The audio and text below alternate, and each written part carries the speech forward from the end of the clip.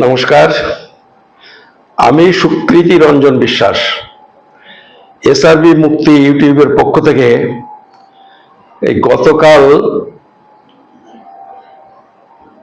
প্রধানমন্ত্রী নরেন্দ্র মোদী পশ্চিমবঙ্গে এসেছিলেন। তিনি যে ভাষণ দিয়েছেন, যে ঘোষণা করেছেন, তারই পরিপ্রেক্ষিতে দুই চারটে কথা আজকের এই ভিডিওতে বলবো। আপনারা প্রত্যেকেই জানেন, মানে যারা আমার ভিডিও শোনেন তারা প্রত্যেকেই জানেন যে আজ থেকে 11 বছর আগে 2014 সালের শুরুতে হবে, একই দিনে দুটো মিটিং করেছিলেন নরেন্দ্র মোদী। তখনও তিনি প্রধানমন্ত্রী হননি, নির্বাচনী সভাতে এসেছিলেন। সেই নির্বাচনে বিজেপি জিতে উনি প্রধানমন্ত্রী হন 2014 সালে। একই দিনে দুটো মিটিং করেছিলেন, একটা বারাসাতের কাছারিবাড়ি ময়দান, আর একটা করেছিলেন কৃষ্ণনগরে সভা করেছিলেন। দুটো সভাতেই তিনি উদ্বাস্তু এবং সেই সাথে মতুয়া শব্দটা উল্লেখ করে তিনি বলেছিলেন, বিজেপি ক্ষমতায় আসলে সমস্ত উদ্বাস্তু এবং মতুয়াদের বিজেপি গভর্নমেন্ট নাগরিকত্ব দেবে, এই ঘোষণা করেছিলেন। আমার মনে হয় আমার এই কথার সঙ্গে বিজেপি পক্ষে, বিজেপি বিরোধী কেউ দ্বিমত করবেন না, সবাই একমত হবেন। তারপরে 11টা বছর কেটে গেছে। এর মধ্যে তিনি আরো কয়েকবার এসেছেন, উদ্বাস্তুদের নাগরিকত্ব দেওয়ার কথা বলেছেন। এমনকি ঠাকুরনগরেও তিনি এসেছেন। সম্ভবত তিনি একবার এসেছেন, অমিত শাহ দুবার এসেছেন, এবং সেখানে তিনি স্পষ্টভাবে ঘোষণা করেছিলেন যে মতুয়াদের, উদ্বাস্তুদের তারা নাগরিকত্ব দেবেন, খুব তাড়াতাড়ি তারা নাগরিকত্ব পেয়ে যাবেন।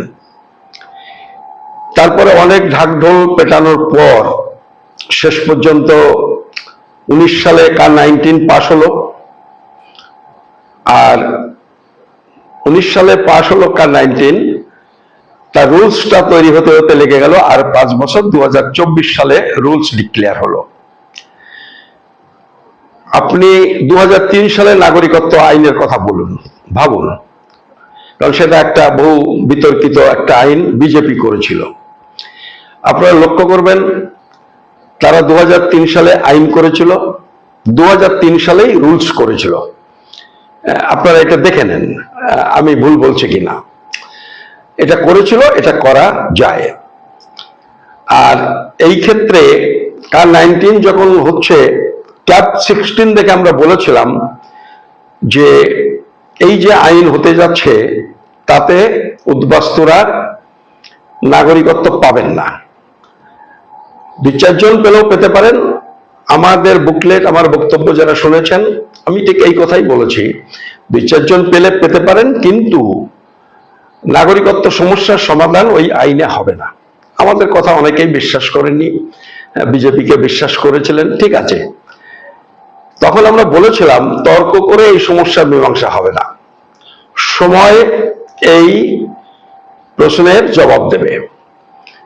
আজকে এত বছর পরে এসে আমার মনে হয় বিজেপি সমর্থক এবং বিরোধী প্রত্যেকেই বুঝে গেছেন যে আপনারা যে তিমিরে ছিলেন সেই তিমিরেই আছেন। এখনো পর্যন্ত কার-19 আবেদন করার জন্যে কিছু বিজেপির লোক যারা আছেন, অসীম সরকার, শান্তনু ঠাকুর এবং আরো যারা বিজেপির লোকজন আছেন, স্বয়ং স্বরাষ্ট্রমন্ত্রী এসে বলছেন দরখাস্ত করে দিন, কাগজপত্র লাগবে না, নাগরিকত্ব পেয়ে যাবেন। আর শুভেন্দুবাবু, সুকান্ত বাবু তারা তো বলছেনই। কিন্তু বাস্তব অবস্থা হলো যে নাগরিকত্ব পাওয়া তো দূরের কথা, সবকিছু দেখে শুনে বুঝে বিচার করে মানুষ আবেদন করতেই ভরসা পাচ্ছেন না। এই যে আবেদন করতে ভরসা পাচ্ছেন না, এই প্রশ্নেও বোধহয় আপনারা আমাদের সাথে একমত। মানুষ আবেদন করতে ভরসা পাচ্ছেন না।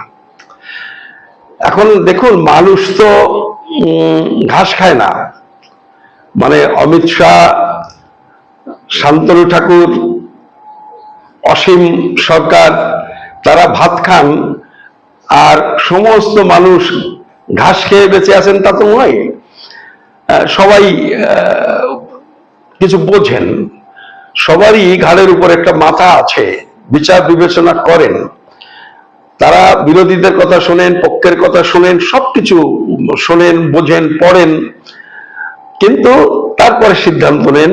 এবং সেই সিদ্ধান্ত আজ পর্যন্ত যে অবস্থায় আছে তা হলো মানুষ আবেদন করতেই সাহস পাচ্ছেন না। আসলে সাহস পাবার কথা নয়।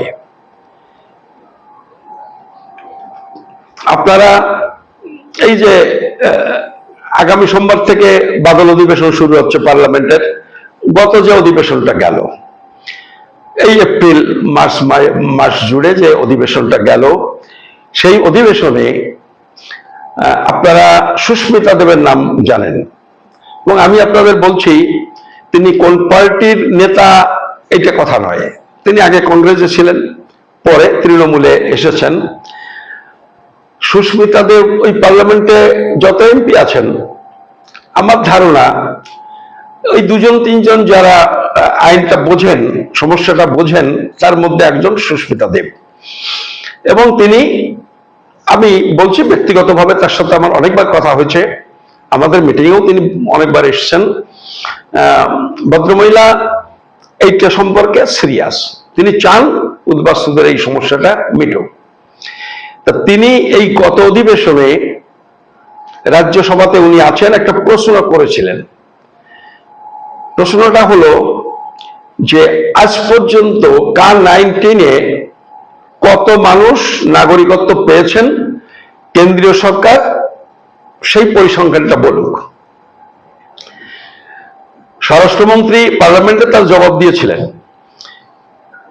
আর প্রশ্নটা করার সময় আরেকটা তথ্য উল্লেখ করেছিলেন সুস্মিতা দেব। তিনি বলেছিলেন যে আমরা যেটা দেখেছি, টাইমস অফ ইন্ডিয়ার একটা খবর, আমিও দেখেছি সে খবরটা, সেই খবরটাতে লিখেছিল যে টাইমস অফ ইন্ডিয়া খোঁজখবর নিয়ে, গভর্নমেন্টের কাছ থেকে খোঁজখবর নিয়ে যেটা জেনেছেন, তাতে 450 জন লোক সেই সময় পর্যন্ত নাগরিকত্ব পেয়েছেন। সুস্মিতা দেব যখন প্রশ্নটা করেছেন তার 3-4 মাস আগের খবরের কাগজ। 3-4 মাস আগ পর্যন্ত গভর্নমেন্ট বলেছে 450 জন নাগরিকত্ব পেয়েছেন কার-19 অনুসারে। এইটা তিনি বললেন যে আমাদের কাছে খবর আছে। সুস্মিতা দেব বলছেন টাইমস অফ ইন্ডিয়া লিখেছে যে এখনো পর্যন্ত 450 জন নাগরিকত্ব পেয়েছেন, সেটা 3-4 মাস আগের তথ্য। এখন ঠিক কতজন নাগরিকত্ব পেয়েছেন স্বরাষ্ট্রমন্ত্রী সেটা সংসদে জানান। স্বরাষ্ট্রমন্ত্রী তার জবাবে বলেছিলেন যে না, 450 জন নয়, হাজারো লোক নাগরিকত্ব পেয়েছে। তখন সুস্মিতা দেব বলল, হাজারো লোক বলতে কত? 1000, 2000, 10,000, আপনি সংখ্যাটা বলুন। আর সংখ্যা মানে আপনারা বোঝেন, এখন আপনারা সবাই বোঝেন, আমিও বুঝি, কাতে কতজন পেয়েছেন স্বরাষ্ট্র দপ্তরে একটা বোতাম টিপলে ফিগারটা বেরিয়ে আসে, ফলে বলতে না পারার মতো অবস্থা নয়। কিন্তু বারবার বলা সত্ত্বেও ওই একই প্রশ্ন দিলেন, হাজারো লোক পেয়েছেন, স্বরাষ্ট্রমন্ত্রী বললেন। এইবারে আপনার আমার বিচার করার পালা। আপনার কি মনে হয়, যদি বহু লোককে তারা নাগরিকত্ব দিতে পারত, যে ঘোষণাটা বিজেপি করেছে, যেভাবে ঢাকঢোল পিটিয়েছে, তার সাথে সামঞ্জস্য রেখে যদি 1 লাখ, 2 লাখ, 10 লাখ লোক নাগরিকত্ব পেয়ে যেত, তাহলে বিজেপি ঠিক ফিগারটা বলে দিত, কারণ সেটা তাদের সাফল্য। কিন্তু এমন একটা জায়গায় চলে গেছে যে মাত্র কয়েকটা লোককে তারা নাগরিকত্ব দিতে পেরেছে বা আবেদন করেছে মানুষ, যেটা বললে আর বিজেপির সম্মান থাকে না, যে কারণে এদিক ওদিক করে তারা এই কথাটা বলে গেলেন। এটা আমি সংসদের কথা বলছি এবং প্রকৃত অবস্থা হলো এইটা। তো যাই হোক, ঠাকুরনগরে এসেছেন, সেখানেও বলেছেন, এই নরেন্দ্র মোদী বলেছেন, আরো কতগুলো জনসভাতে তিনি বলেছেন। তারপরে কালকে কি বললেন, কালকে তিনি এসেছিলেন, দুর্গাপুরে মিটিং করেছেন, কালকে কি বললেন? আমি ছিলাম না জনসভাতে, আপনারা হয়তো অনেকেই ছিলেন না, কেউ কেউ থাকতে পারেন। আমরা আনন্দবাজারে কি লিখেছে সেইটা একটু আপনাদের পড়ে শোনাবো। এই যে আনন্দবাজার, আজকের আনন্দবাজার, এই আনন্দবাজারে মোদী কি বলেছেন তার একটা রিপোর্ট আছে। তাতে এক জায়গায় লিখেছেন, কোট, ঠিক যা বলেছেন সেই কথাটা কোট করে আনন্দবাজার লিখেছে। কোট, মা দুর্গার মাটি থেকে আমি বলে যেতে চাই, এ জায়গায় জয় শ্রীরাম আর বলেননি, বলেছেন মা দুর্গার মাটি থেকে আমি বলে যেতে চাই, যারা ভারতের নাগরিক নয়, যারা ভারতের নাগরিক নয়, যারা অনুপ্রবেশ করে এসেছেন, যারা অনুপ্রবেশ করে এসেছেন, তাদের বিরুদ্ধে ভারতের সংবিধান মেনে, তাদের বিরুদ্ধে ভারতের সংবিধান মেনে ন্যায়সম্মত পদ্ধতিতে ব্যবস্থা নেওয়া হবে। এই কথাটা কালকে বলেছেন। তাহলে ঠিক উল্টো জায়গায় চলে গেলেন। নাগরিকত্ব দেব বলার পরে নাগরিকত্ব হলো না কারোর। আজকে 11 বছর পরে আজকে বলছেন যারা অনুপ্রবেশ করে এসেছেন তাদের বিরুদ্ধে সংবিধান আইন অনুসারে ব্যবস্থা গ্রহণ করবে। আমি এই পরিবর্তনটা একটু সবাইকে বুঝতে বলবো। কথাটা তিনি আইনসঙ্গত ভাবে যদি বলি, সংবিধানগত ভাবে বলি, প্রধানমন্ত্রী তিনি বেঠিক বলেননি, আইনসম্মত ভাবেই তিনি ব্যবস্থা নেবেন যারা অনুপ্রবেশ করেছেন। এখন প্রশ্ন হলো যে ঠিক অ্যাজ অন টুডে, আজকের দিন পর্যন্ত ভারতবর্ষের যা সংবিধান এবং আইন, তাতে অনুপ্রবেশকারী কারা, এইটি আগে সিদ্ধান্ত নিন। কারণ তিনি বলছেন সংবিধান আইন অনুযায়ী ব্যবস্থা নেবেন। তা সংবিধান এবং আইন অনুসারে দেশ স্বাধীন হওয়ার পর থেকে আজ পর্যন্ত যদি কোনো মুসলমান পাকিস্তান, ভারত বা পৃথিবীর কোন দেশ থেকে যদি ভারতে এসে থাকেন বেআইনি ভাবে, তাহলে তিনি অনুপ্রবেশকারী, আজও অনুপ্রবেশকারী। যদি কোনো হিন্দু, বৌদ্ধ, খ্রিস্টান তারা পৃথিবীর যে 300-400 দেশ আছে তার 3টে দেশ বাদে অন্য কোনো দেশ থেকে, 3টে দেশ মাত্র বাদ, পাকিস্তান, আফগানিস্তান আর বাংলাদেশ, এই 3টে দেশ বাদে অন্য পৃথিবীর এতগুলো দেশ থেকে কোনো হিন্দু, কোন বৌদ্ধ, খ্রিস্টান যদি ভারতে বেআইনি ভাবে এসে থাকেন তিনিও অনুপ্রবেশকারী। আর কারা? আর পাকিস্তান, বাংলাদেশ এবং আফগানিস্তান থেকে 2014 সালের 31শে ডিসেম্বরের পরে যারা এসেছেন, সেরকম যদি কোনো হিন্দু, মুসলমান, বৌদ্ধ, খ্রিস্টান, জৈন, শিখ যে কেউ 2014 সালের 31শে ডিসেম্বরের পরে যদি ভারতে এসে থাকেন তিনি অনুপ্রবেশকারী এবং তার বিরুদ্ধে আইনসম্মতভাবে ব্যবস্থা গ্রহণ করা হবে। আইনসম্মত ব্যবস্থা কি? আইনসম্মত ব্যবস্থাটাও করে নিয়েছেন। এই মার্চ এপ্রিলের সন্ধিক্ষণে, গত এই যে 2 মাস আগে মার্চ এপ্রিলের সন্ধিক্ষণে একটা আইন করেছেন, গত পার্লামেন্টে করেছেন।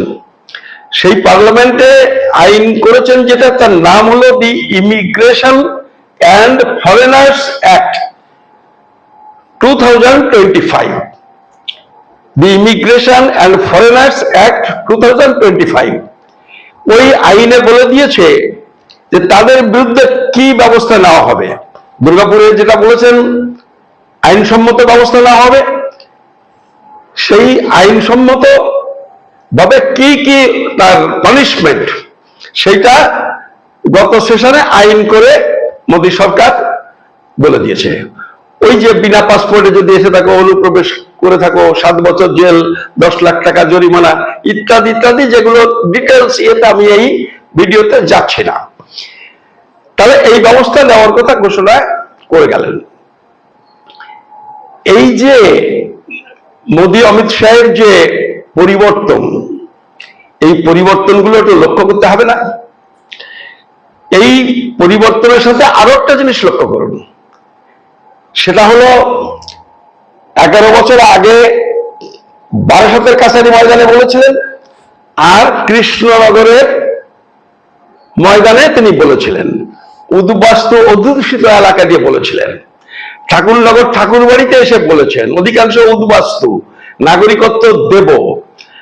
আর দুর্গাপুরটা হলো ভাগীরথীর ওপারে, যারা পশ্চিমবঙ্গের ভূমিপুত্র অধ্যুষিত এলাকা, মানে ঘটি অধ্যুষিত এলাকা, সেখানে এসে বলছেন ওই যারা এসেছেন তাদের বিরুদ্ধে ব্যবস্থা নেব। মানে তিনি পশ্চিমবাংলার ভূমিপুত্র যারা, যাদের সাধারণভাবে ঘটি বলা হয়, তাদের মন জয় করার জন্য তারা এই কথাগুলো বলছেন।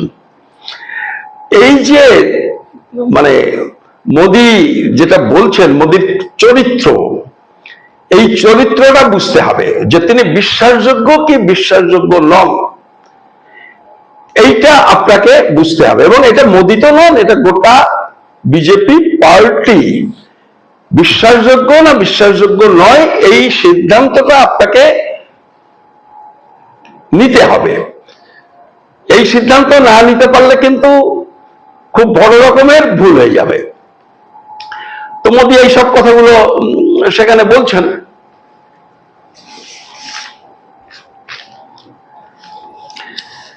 আমরা এই প্রসঙ্গে যদি বলি, দেখুন এই মুহূর্তে, আচ্ছা আমি এটা নিয়ে আরেকটা কথা একটু বলি, যে এরা তো গেল অনুপ্রবেশকারী, এই 14 সালের আগে এসেছেন। এবার 14 সালের আগে যারা এসেছেন, যাদের বলছে যে তারা অনুপ্রবেশকারী নন, তাদের নাগরিকত্বের কি হবে? তাদের নাগরিকত্ব সম্পর্কে কিন্তু ওখানে কিছু বললেন না, যে আমরা এবার তাদের নাগরিকত্ব যত তাড়াতাড়ি পারি দিয়ে দেব, এইসব কথা কিন্তু আর বলছে না। দেওয়ার কথাটা কিন্তু একেবারেই বাদ পড়ে গেল। এই বিষয়গুলো একটু আপনারা খেয়াল করুন। এবারে একটা পদক্ষেপ আপনারা বিহারে হয়েছে, এবং পরপর যে পদক্ষেপগুলো আসছে, বহু লোককে ডিপোর্ট করেছে, বাংলাদেশে পুশব্যাক করেছে, আবার কোনো কোনো জায়গায় ধরছে, সে মহারাষ্ট্রে হোক, উড়িষ্যায় হোক, সমস্ত জায়গাতে। আমি বলছি না যে ধরে পার করে দিয়েছে, মুসলমান পার করেছে কয়েকজন, মুসলমানদের কয়েকজন পার করেছিল, যারা ইন্ডিয়ান মুসলিম, তারা আবার ফেরত নিয়েছে।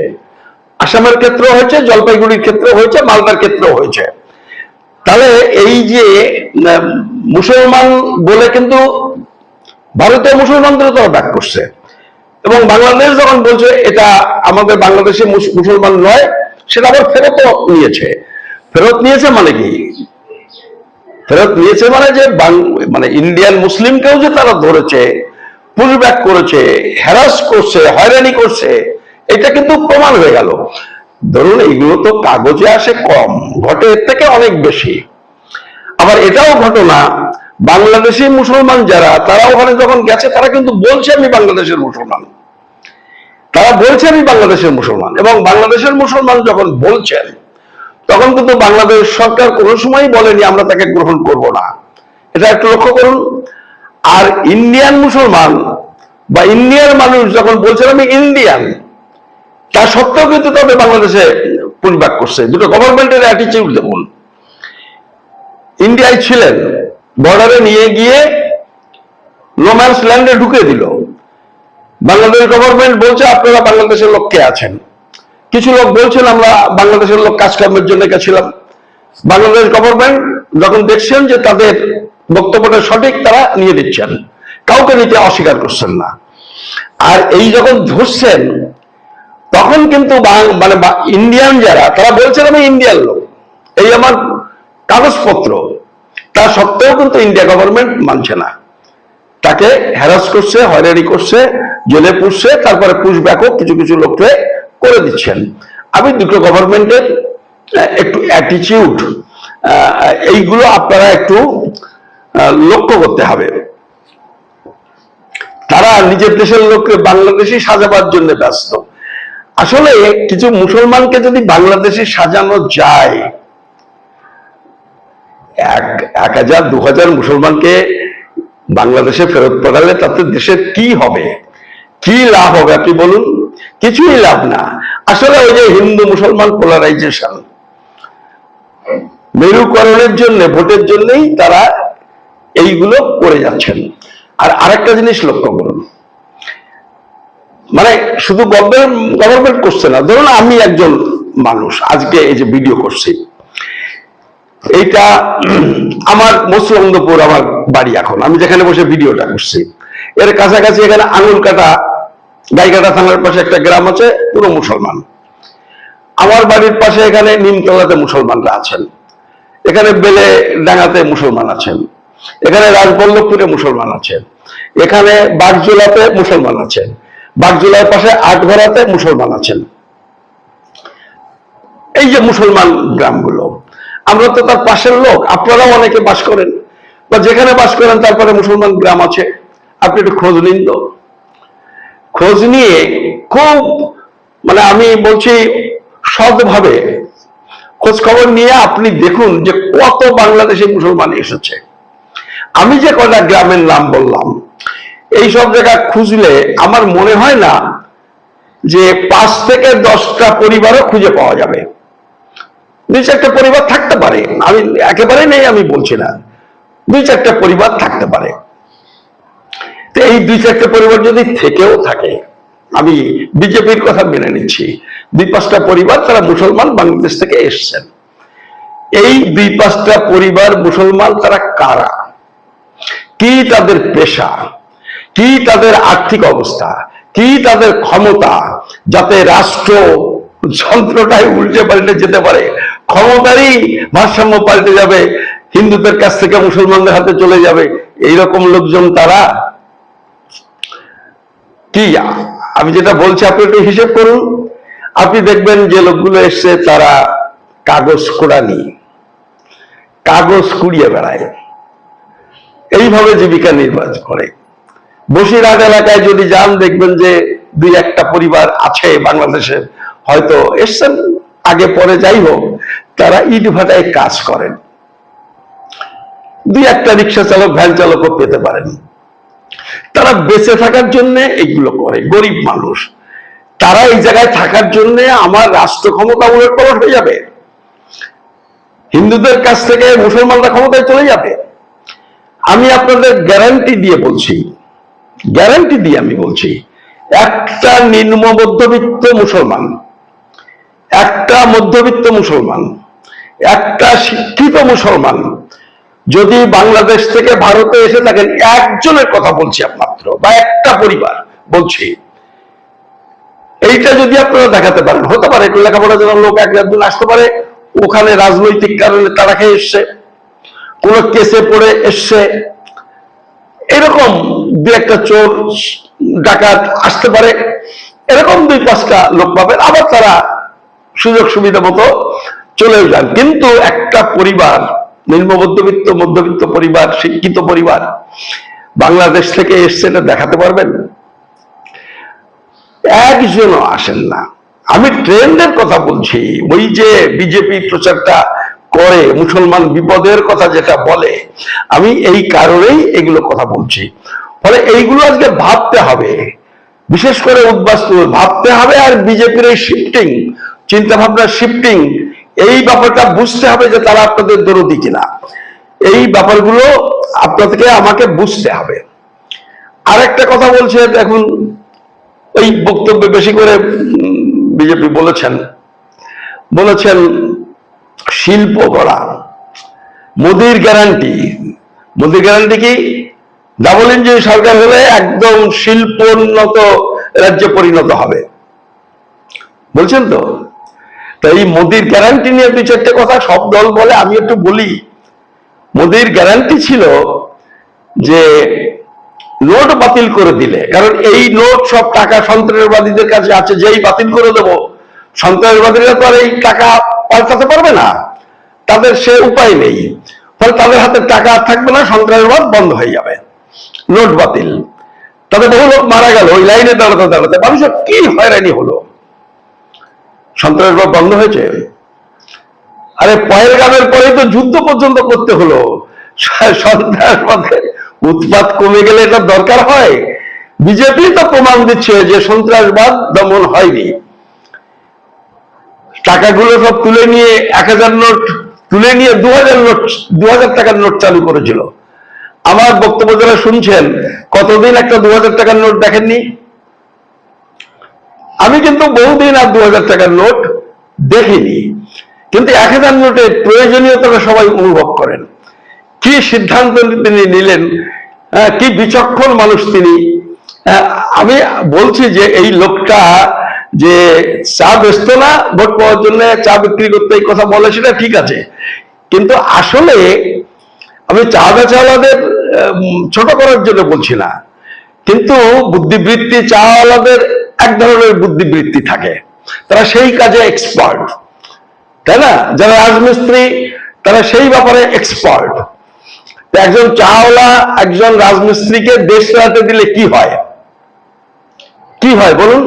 এই মোদিকে দিয়ে যা হয়েছে, মোদিকে দিয়ে যা হয়েছে, কি বলেছিল? 17 লাখ না কত লাখ টাকা করে ওই সুইস ব্যাংকের টাকা নিয়ে আসবে, যত দুর্নীতির টাকা, কালো টাকা এনে প্রত্যেকের অ্যাকাউন্টে জমা করে দেবে।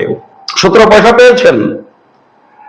একটা টাকা মোদি গভর্নমেন্ট বাইরে থেকে এখানে নিয়ে আসতে পারেছে? কালো টাকা পারেনি। একটু হিসাব নিন, আরো কত টাকা চলে গেছে আমাদের দেশ থেকে। ওই যে ওনার বন্ধু কতগুলো পরিবার আছে না, তারা কত টাকা, কি পাঞ্জাব ন্যাশনাল ব্যাংক, কি স্টেট ব্যাংক থেকে, মানে টাকা, মানে কোটি টাকা না, হাজার টাকা না, হাজার কোটি টাকা, লক্ষ কোটি টাকা নিয়ে পালিয়ে গেছে। তার একজনকে ফেরত আনার কোনো চেষ্টা নেই, ফেরত আনতে পারেনি। ফলে মোদির গ্যারান্টি নিয়ে যদি আপনি ভাবেন, তাহলে দেখুন প্রত্যেকটা গ্যারান্টি ফেল। কত বলেছিলেন চাকরি দেবেন বেকারদের? প্রতি বছর 2 কোটি। 11 বছরে কত হওয়ার কথা ছিল? 22 কোটি টাকা দেওয়া চাকরি হওয়ার কথা ছিল। কত হয়েছে? কত হয়েছে? মানে তার 10% ফুলফিল হয়নি। এমনিতেই কিছু চাকরি গভর্নমেন্ট না থাকলেও হয়, তার থেকে বেশি কিছু হয়নি। কোনো গভর্নমেন্ট না থাকলেও লোকের তো চলে গেলে সেখানে কিছু লোক নেওয়ারই দরকার হয়। তো গ্যারান্টি আপনি দেখতে পাচ্ছেন, মোদির গ্যারান্টি। আর এই যে শিল্পোন্নয়নের কথা বলছেন, কোথায় দাঁড়িয়ে বলছেন? বলছেন দুর্গাপুরে দাঁড়িয়ে। দুর্গাপুর পশ্চিমবঙ্গের সব থেকে শিল্প বেশি দুর্গাপুরে, আসানসোলে। তা উনি তো সকালবেলায় উঠে দাঁত মাজতে মাজতে নেহেরু কংগ্রেস গভর্নমেন্টের আদ্যশ্রাদ্ধ করে যান। ঘুম থেকে উঠেই দাঁত মাজতে মাজতেই কংগ্রেসের বিরুদ্ধে, নেহেরুর বিরুদ্ধে কথা বলেন। এর কোনটা মোদি আমলে তৈরি হয়েছে? ওই যে স্টিল ইন্ডাস্ট্রি, সে আসানসোলেরটা বলুন, সেল বলুন, আর দুর্গাপুর স্টিল ইন্ডাস্ট্রি বলুন, বা আর যা যা যত ইন্ডাস্ট্রি, সবগুলো কংগ্রেস আমলে। আর পরিকল্পনা হচ্ছে নেহেরুর। আমাদের দেশের যতগুলো ভারী শিল্প, যার পরে নির্ভর করে আজকে দেশটা একটু কোমর সোজা করে দাঁড়াবার চেষ্টা করছে, সবগুলো নেহেরুর আমলে তৈরি, বা নেহেরুর আমলে শুরু হয়েছে, পরবর্তী কংগ্রেস আমলে শেষ হয়েছে। 11 বছরের মধ্যে মোদি একটা ভারী শিল্পের ভিত্তি স্থাপন করেছে। একটা ভারী শিল্প করেছে আমি বলছি না, ভিত্তি স্থাপন করেছে, কিচ্ছু করতে পারেনি। বরং কংগ্রেস আমলে এই যে শিল্পগুলো হয়েছিল, যেগুলো রাষ্ট্রায়ত্ত শিল্প, সরকারের নিয়ন্ত্রণাধীন শিল্প, তার অর্ধেকগুলো বিক্রি করে দিয়েছে। লক্ষ কোটি টাকার সম্পত্তি হাজার কোটি টাকা বিক্রি করছে তার বন্ধু বান্ধবের কাছে, যারা ওকে পার্টিতে বড় বড় অঙ্কের টাকা দেয়। যতগুলো এয়ারপোর্ট সবগুলোই ওই আদানি এবং অন্যান্যদের কাছে বিক্রি করে দিয়েছে। বড়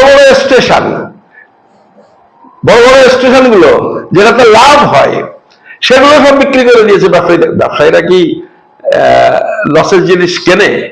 ব্যবসায়ীরা ব্যক্তি মালিক লাভের জায়গা ছাড়া কিনবে না। কি কিনবে? মানে এটা তো ইকোনমিক্স বুঝতে হয় না, যেটা লাভ আছে সেইটাই কেনে। ফলে যেটা লাভজনক সেটাই বিক্রি করে দিচ্ছে, দিয়ে ফুটানি হচ্ছে সরকারের। একটা জিনিসও কিছু এখনো তৈরি করতে পারেনি। ফলে উনি এসে গ্যারান্টি দিচ্ছেন দুর্গাপুরে দাঁড়িয়ে যে এখানে ডাবল ইঞ্জিন সরকার হলে হবে। আর হেভি ইন্ডাস্ট্রি করতে গিয়ে স্টেট গভর্নমেন্ট লাগে, সে তো নিজেই পারে। বা তার যে ডাবল ইঞ্জিন সরকার আশেপাশে যেগুলো আছে, বিহার আছে, আসাম আছে, কি হয়েছে শিল্প সেখানে? পশ্চিমবঙ্গের থেকেও খারাপ। ফলে এইসব কথা তিনি বলছেন। সে নাগরিকত্বের প্রশ্নে গ্যারান্টি আমরা দেখেছি, আর সব ব্যাপারেই এই যেগুলো বললাম এই গ্যারান্টিগুলো আমরা মিলিয়ে দেখেছি।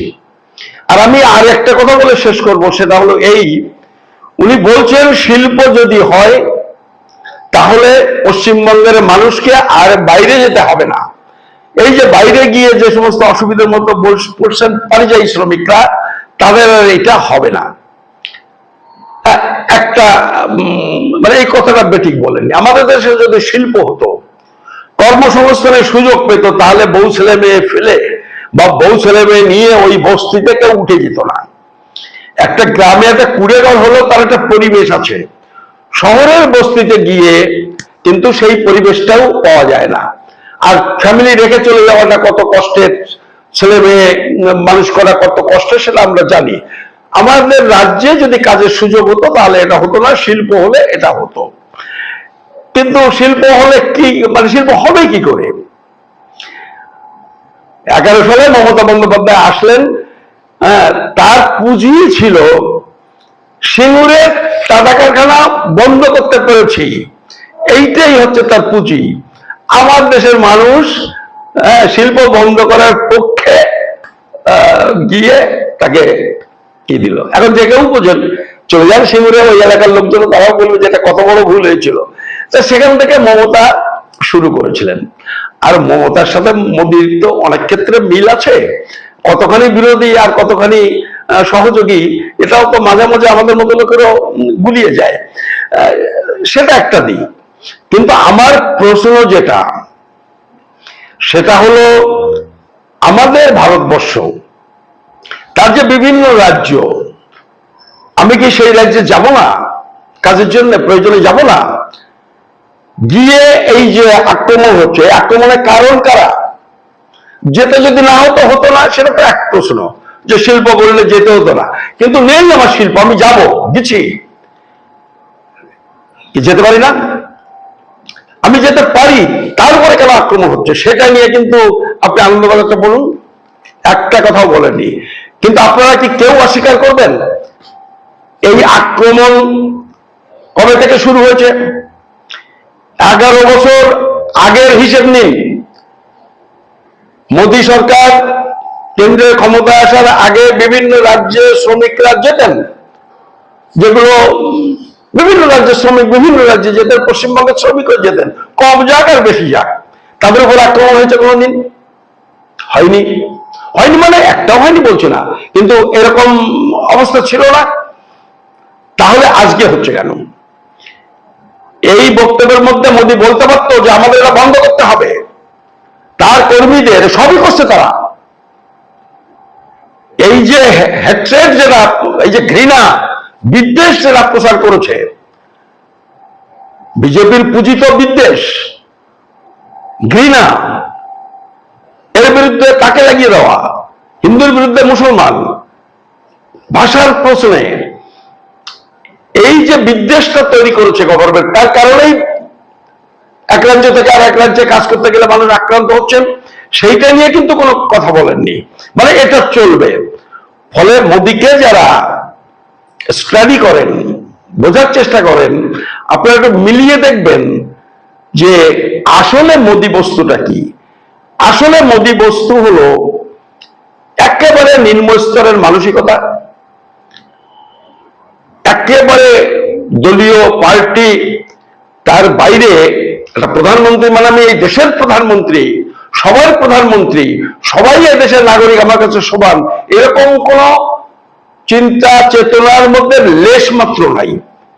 আজকের ভিডিওতে আমি আপনাদের কাছে আবেদন করব যে এই জায়গাটা একটু আপনারা লক্ষ্য করুন এবং আলটিমেটলি মোদির দল সম্পর্কে আপনারা ডিসিশন নিন। আপনাদের সবাইকে ধন্যবাদ, নমস্কার।